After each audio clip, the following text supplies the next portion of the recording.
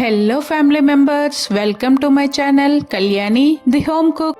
వరుసగా స్వీట్ రెసిపీస్తో బాగా బోర్ కొట్టించేసా కదా, అందుకే ఇవాళ మంచి స్పైసీ రెసిపీతో అయితే మేము ముందుకు వచ్చాను.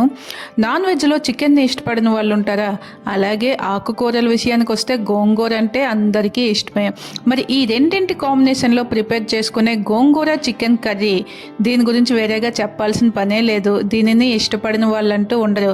చికెన్తో ఎప్పుడు చికెన్ ఫ్రై, చికెన్ గ్రేవీ అనే కాకుండా ఇలా గోంగూర చికెన్ని ప్రిపేర్ చేసిన వాళ్ళు హ్యాపీ, చేసిన వాళ్ళు డబుల్ హ్యాపీ. మరి మీరేమంటారు? మరి రెసిపీలోకి వెళ్లే ముందు ఈ ఛానల్ని మీరు ఫస్ట్ టైం వాచ్ చేస్తున్నట్లయితే వీడియోని ఎండ్ వరకు చూడండి. నచ్చినట్లయితే ఒక లైక్ చేసి ఛానల్ని తప్పకుండా సబ్స్క్రైబ్ చేసుకోండి. మరి మన రెసిపీ కోసం అంటే గోంగూర చికెన్ కోసం నేను ఇక్కడ 1 kg చికెన్ని తీసుకొని బాగా వాష్ చేసి దాన్ని ఉప్పు, పసుపు, కారం పట్టించి ఒక పక్కన పెట్టుకోవాలి.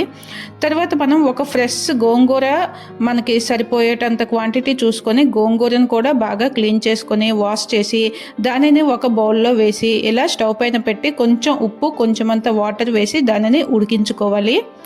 ఇది ఉడికేలోగా మనం చికెన్ అయితే అంటే ముందుగా మ్యారినేట్ చేసుకొని పెట్టుకున్న చికెన్ని ఒక కడాయిలో ఆయిల్ వేసి మనం చికెన్ కూరకి ఎలా అయితే ప్రిపేర్ చేసుకుంటామో అలాగే కట్ చేసుకున్న ఉల్లిపాయ, పచ్చిమిరపకాయ ముక్కలు వేసి దీనిలో 2 స్పూన్ల అల్లం వెల్లుల్లి పేస్ట్ కూడా వేసి ఇవి బాగా ఫ్రై అయిన తర్వాత మనం ముందుగా ఉప్పు, మసాలాలు పట్టించుకున్న చికెన్ని దీంట్లో వేసుకొని బాగా మిక్స్ చేసుకోవాలి.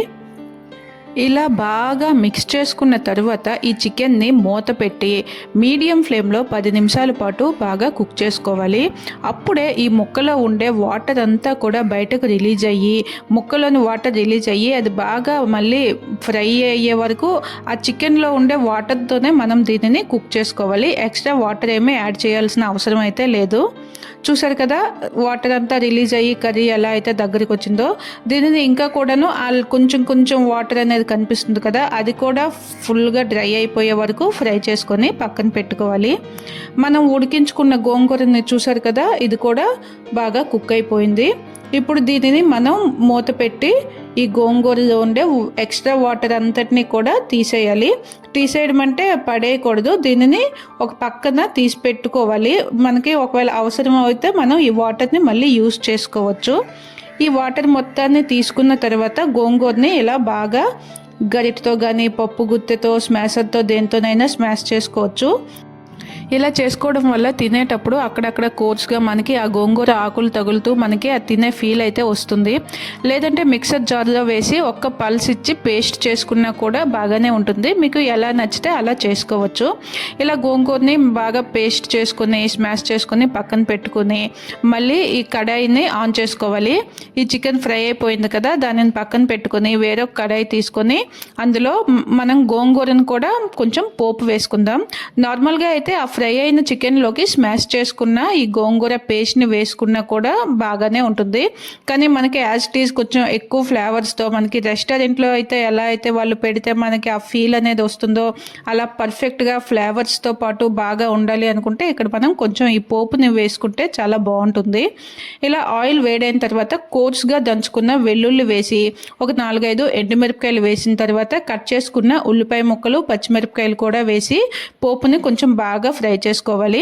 ఇక్కడ కరివేపాకును కూడా కొంచెం వేసుకొని ఇప్పుడు మనం స్మాష్ చేసుకున్న గోంగూర మొత్తాన్ని ఇందులోకి వేసుకోవాలి.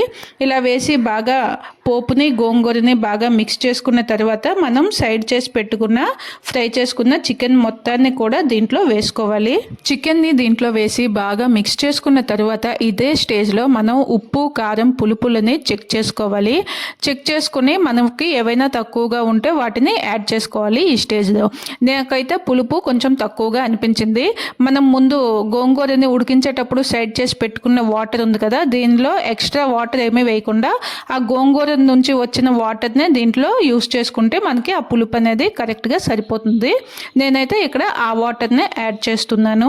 ఈ వాటర్ని యాడ్ చేసి బాగా మిక్స్ చేసుకున్న తర్వాత మనం ముందుగా కట్ చేసుకున్నాం కదా ఉల్లిపాయ ముక్కల్ని, పెటల్స్లా కట్ చేసుకున్న ఉల్లిపాయ ముక్కల్ని, అలాగే పండు మిరపకాయలని ఇలా నిలువుగా గంటు పెట్టుకున్నవి వాటిని ఇందులో పైన అలా వేసుకుంటే, ఇవి కంపల్సరీ వేయాలని కాదు, నచ్చిన వాళ్ళు వేసుకోవచ్చు. అంటే చూడడానికి బాగుంటుంది, తినేటప్పుడు కూడాను బాగుంటుంది అని చెప్పి.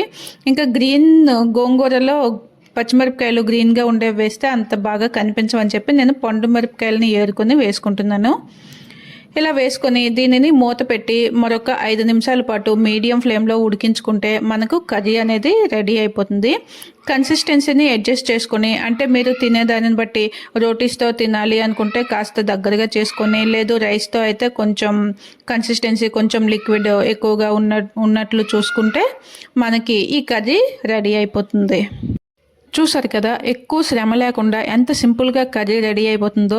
దీనికోసం ఎక్కువ మసాలా పేస్ట్లు చేసుకుని టైం వేస్ట్ చేయడం కానీ, ఎటువంటి మసాలా పొడులను కానీ ఏమీ వాడలేదు. కానీ కర్రీ మాత్రం టేస్ట్లో నెక్స్ట్ లెవెల్లో ఉంటుంది. తప్పకుండా ఓసారి మీరు కూడా ట్రై చేయండి. రెసిపీ ఎలా వచ్చిందో మర్చిపోకుండా కామెంట్ చేయండి. అలాగే కళ్యాణి ది హోమ్ కుక్ ఛానల్ని సబ్స్క్రైబ్ చేసుకోండి. చూస్తూనే ఉండండి ఈ ఛానల్ని. అలాగే మరి ఇంకెన్నో మంచి మంచి రెసిపీస్తో మేము ముందుకు వస్తాను. ఇప్పుడు ఎండలు బాగా పెరిగిపోయాయి కదా, ఈ సమ్మర్ సీజన్లో సమ్మర్ స్మూతీస్ అని ఒక సిరీస్ కూడా స్టార్ట్ చేశాను. అంటే డైలీ 30 days 30 స్మూతీస్ని మన ఛానల్లో పోస్ట్ చేస్తానన్నమాట. అంటే 30 రోజులు 30 రకాల స్మూతీస్ని అయితే ప్రిపేర్ చేస్తాను. చాలా ఇంట్రెస్టింగ్గా మంచి మంచి హెల్దీ స్మూతీస్ని అయితే ప్రిపేర్ చేస్తున్నాను. సబ్స్క్రైబ్ చేసుకొని వాటిని కూడా చూసి మీ కామెంట్స్ని, మీ అభిప్రాయాన్ని తెలియజేస్తారని ఆశిస్తున్నాను. Thank you.